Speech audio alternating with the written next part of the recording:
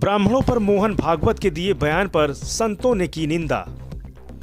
संघ प्रमुख मोहन भागवत के पंडितों पर दिए गए बयान पर माघ मेले में आए संत मौनी बाबा ने नाराजगी जाहिर करते हुए उनके इस बयान को दुर्भाग्यपूर्ण बताया है। मौनी बाबा ने कहा कि ऐसे बयान की मैं निंदा करता हूं, क्योंकि उनका ये बयान उनको हल्का करता है। मौनी बाबा ने कहा कि मोहन भागवत जी पढ़े लिखे साक्षारित सम्मानित पद पर हैं, लेकिन उनका यह बयान बहुत ही दुर्भाग्यपूर्ण है। ब्राह्मण ने कोई जाति नहीं बनाई, चारों वर्ण भगवान की कृपा से जन्म लेते हैं और ब्राह्मण पर इस तरह का बयान हास्यास्पद है और लज्जास्पद है। ऐसे बयान की हम निंदा करते हैं। ऐसी आशा मोहन भागवत जी से नहीं की जा सकती। ऐसी भाषा बोल करके देश में एक ऐसा प्रश्न पैदा कर देंगे जिससे लोगों के बीच में किरकिरी होगी। मौनी बाबा ने ये भी कहा कि बिना सोचे समझे टिप्पणी करना उनके लिए हल्कापन हो गया है और उनको ऐसे बयान के लिए उन्हें विचार करना चाहिए। मौनी बाबा ने कहा कि संघ के प्रति पूरे देश के संत महात्माओं का विश्वास है और अगर ऐसे ही ऊट पटांग के बयान होते रहे तो कहीं न कहीं से अन्य दूसरे लोगों को मौका मिलेगा। उनका यह बयान देश को तोड़ने के लिए एक तलवार बन जाएगा। भविष्य में आशा करते हैं कि दोबारा ऐसा बयान ना दें। कि मोहन भागवत जी एक पढ़े लिखे साक्षर एक सम्मानित पद पे हैं, लेकिन उनका यह बयान बहुत ही दुर्भाग्यपूर्ण है। ब्राह्मण ने किसी जाति वर्ण व्यवस्था का नाम, आधार और जन्म नहीं दिया है। ब्राह्मण ने कोई जाति नहीं बनाई है। गीता में भगवान ने कहा है कि चातुर्वर्णम मया सृष्ट गुण कर्म विभागशः।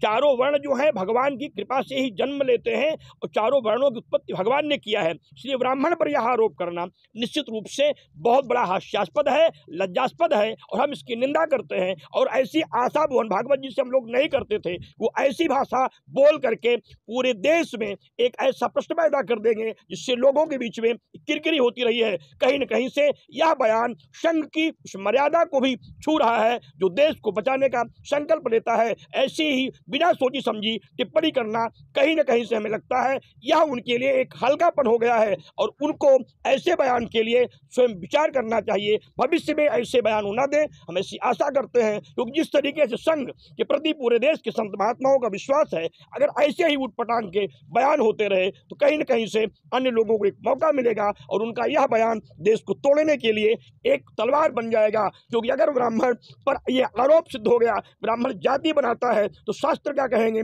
फिर राम का जन्म कैसे हुआ?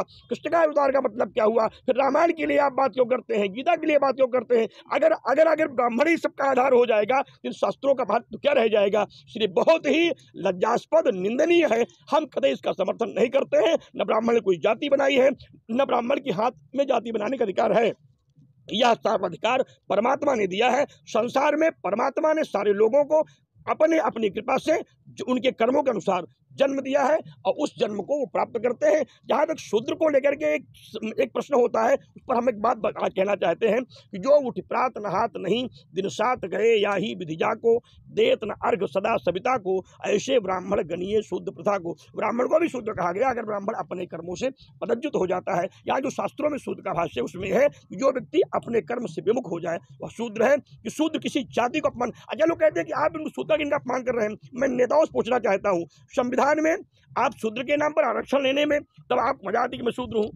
नौकरी लेना चाहते हैं तब आप शूद्र बनना चाहते हैं। आरक्षण लेना चाहते हैं, प्रमोशन लेना चाहते हैं, हर जगह आप उसकी उपाधि का उसका लाभ लेना चाहते हैं। और अगर गोस्वामी दास जी ने लिखा उसका बुरा मान गए, अगर हिम्मत है तो कबीर दास जी के उस दोहे को पढ़िए जिसमें कबीर दास ने लिखा है।